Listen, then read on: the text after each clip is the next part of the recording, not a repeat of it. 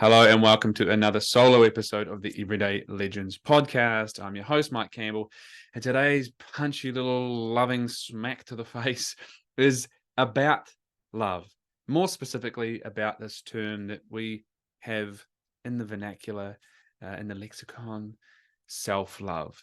And what a lovely idea. I mean, love is at the center of it, but let's break it down for a moment, because what the fuck is self-love? I think it's one of those things that we do have, and it permeates, and it's this lovely idea, and you can dive into the internet and social media and double tap on images on Instagram and that feel nice and soft and fluffy and permeate and express and convey self-love or the importance of self-love. But then if we actually investigate it, what the fuck is it to love oneself? It's all well and good to say, hey, you should just love yourself. But if you don't, and you have no idea what that is, then what on earth are you supposed to do? It's the same as saying to someone who's morbidly obese, hey, you should just exercise and eat better, right? Or someone who's depressed, just cheer up. It's empty. And for me, I find it fluffy. I find that the men that I work with tend to find self-love fluffy. There's nothing to grasp there. And I like to be a hell of a lot more pragmatic and practical when it comes to this work, especially something like self-love. So I tend to have a very simple reframe, or not necessarily a reframe, but just like a word swap, really. Because ultimately, I think what self-love is about, especially for me, and this tends to land heavily, and let me know, by the way, when you listen to this if it does, instead of trying to love oneself, but we can talk to that in a moment a little bit more, self-love, let's swap that out for self-respect. And respect is a huge one for me. And knowing that what we are doing in the world, that we are of use and that is being valued, right? And therefore that we are being respected is such an integral part to knowing that we are putting our energy to use in the world. But often what we're doing, based on all our own, histories and behaviors and psychologies, etc., is going out into the world hoping that other people in the world will respect us so that we can then respect ourselves. It's very hard to respect a man who doesn't respect himself. Self-respect is about kindness. It is about an act of self-love. And I think it's easier to grasp the idea of self-respect, because I would say that to respect oneself is one of the ultimate acts of self-love, to show love and kindness towards oneself. And so then we can actually kind of break that down a little bit. We can say things like, what would it like to be kind to myself in this situation or in my life in general? But we can say, break it down like this morning. Okay, how can I show respect towards myself today? And that might mean in certain circumstances, but perhaps more broadly, how can I respect myself today? How can I embody and enact self-respect? And that's probably going to be many things. And I'll tell you a few ideas. Get some decent fucking sleep, eat some goddamn vegetables and look after your health, move your body, connect with humans, laugh, joy, play, sunshine, nature, music, connection, touch. These things are all acts of self-love, self-respect. But you can see some of those things feed into what we might have termed self-love before. But also self-love has a more sexual connotation. Fuck yeah, go for it. But it's not all the fluff of yoga and meditation and massage, although those things do often invite an act of love towards oneself, a loving gesture. But also they're steeped in self-respect. If I were to respect myself, how would I act? Because here's the other thing that I see a lot of men struggle with, this idea of self-love. It's like, so I'm just going to kind of let myself away with things. It's as if I'm not in self-love, then I'm in like punishing myself and being very hard on myself. And that is exactly where so many men, in my experience, land. A lot of the men that come into the world of Everyday Legends Academy start in this place where the inner dialogue is very tough. They're very hard on themselves. I'm my own worst critic. Yeah, of course, everyone fucking is. But how it plays out is extremely hard. And we feel like I need to do that. And we set these giant expectations for ourselves. And I've spoken about this many times on this podcast as well before. Giant expectations for myself that I can't reach. And then I beat myself up for not reaching them, even though they were unrealistic.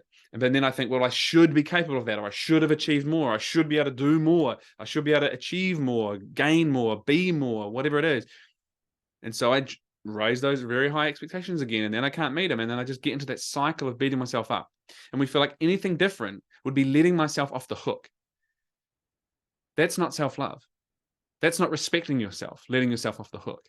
Like I'll be lazy, like I won't care, like I'll be complacent. That's not self-respect. Self-respect invites us to set a standard for ourselves, but also to have some patience, some grace. It allows the long-term view so I can actually have some persistence. One of the ultimate acts of self-respect is to apply myself to something meaningful across time. And at the heart of all of this, two things, I believe, that accompany the idea of self-respect and amongst self-love, and that is to actually honor yourself. So many men punch through life, one challenge, one experience of suffering and sacrifice after another, moving on to the next, never fully being present because we're always preparing for the future. We never honor what we've been through, what we've accomplished, what we've struggled with, what has tested us and challenged us. We never honor who we have been. And often because we're in this place of I need to beat myself up, I need to be hard on myself in order to achieve, to have worth, right? Do. The more I do, the more I accomplish, the more I am, the more worthy I am, the more of a man I am, the more worthy of love and belonging and happiness, etc. I am. And so in that, we're often lacking an acceptance of self. Self-love invites me to accept myself as I am. That does not imply that I cannot improve and that it's not more for me. It means accept that I am worthy of love and belonging. I am worthy of happiness and a lovely, happy, ease-filled life. And I can improve. And I'm a constant work in progress and there's growth for me. But the alternative that we tend to go for is this punishment, this beat myself up mode. And I can tell you right now, using the term self-love or not, but let's use it for a second. Hating oneself does not lead to loving oneself. You can't hate yourself to love. You cannot punish yourself to a meaningful place. It has to have love, or, to the theme of this, it has to have respect. It has to have honoring oneself. It has to have the accepting of oneself. Shaming myself, judging myself, rejecting myself will generally not lead to a lovely place. You could look at the physical realm because it's such an easy analogy a lot of the time. And you could say some people were unhealthy and poor, ineffective, unhealthy physical shape. And then they got into great shape, right? So they might have hated themselves there. Yep. And where are they? For a lot of those people, it still hasn't shifted their psychology and how they see themselves and how they identify. Now, for some people, it does. It becomes an avenue and a gateway because they do things that were consistently hard and they start to change their psychology and how they view themselves and they start to respect themselves along the way. Holy shit, I respect my body. Because by the way, if you don't respect your body, then you are not respecting the vehicle for how you experience the world. Being fit, being in health, while these are good analogies and examples, they're also needs for a strong, capable man because it is an act of self-respect. Being kind to oneself is looking after your body, as well as other things that include that, massage, etc., and getting into nature, connecting with people, doing things that you enjoy, pursuing things that are meaningful to you, applying passion and purpose to your life, all those things. And having the company of good men. I've spoken about this many times and I will continue to.